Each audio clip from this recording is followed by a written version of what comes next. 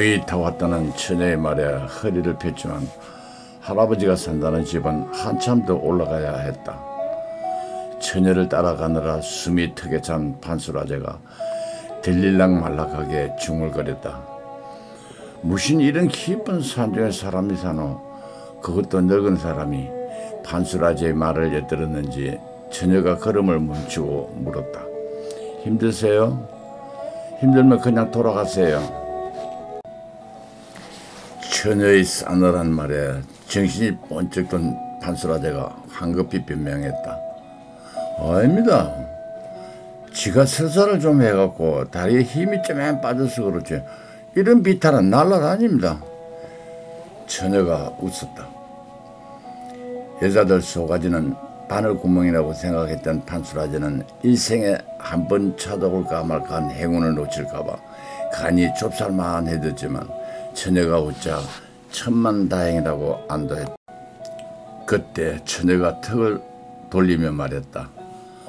다 왔어요. 저 집이에요. 여자가 턱으로 가리키는 곳에 초가집 두 채가 있었다.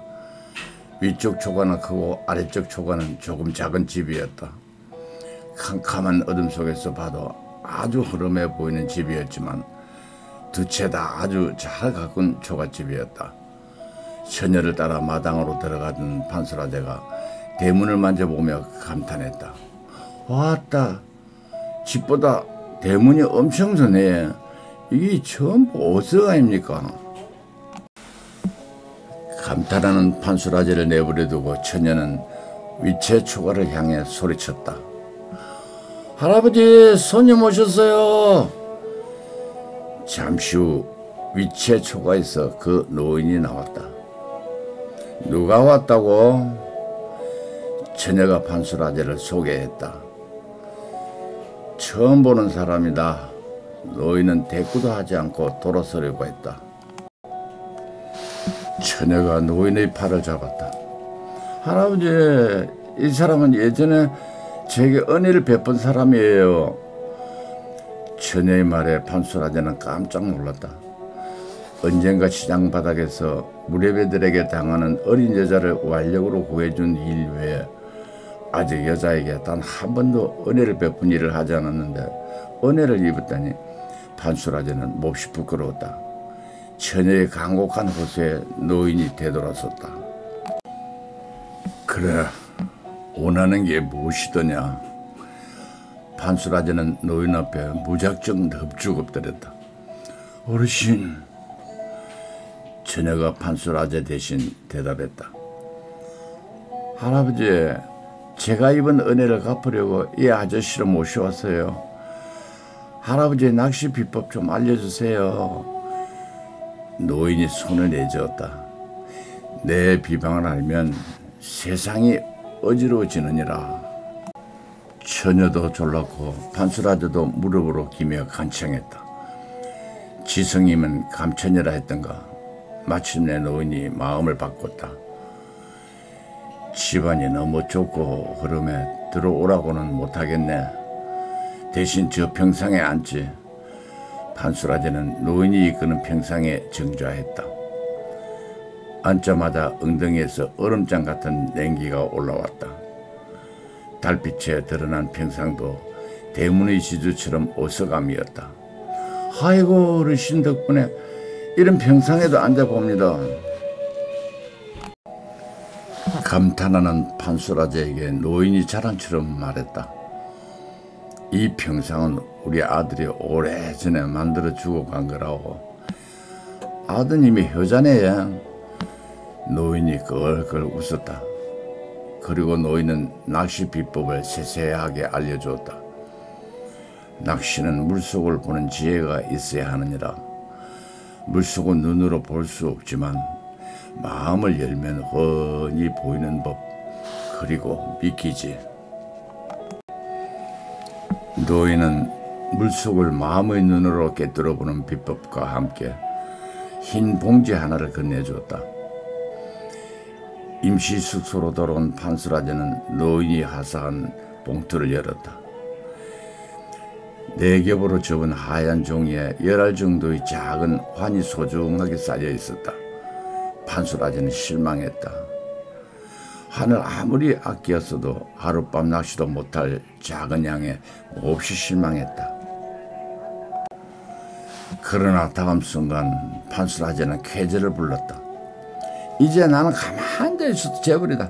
세상 돈은 다 내 끼다.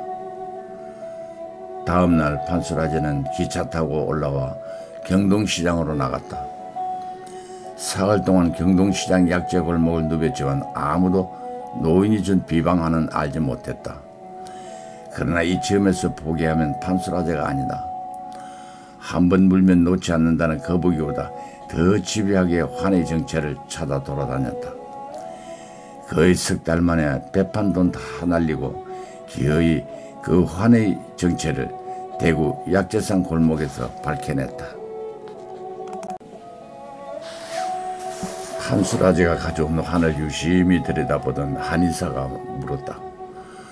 이걸 어디서 구했소? 판수라제는 얼렁뚱땅 둘러댔다. 코에 맡아보고 손가락에 침을 발라 비벼보던 한의사가 말했다.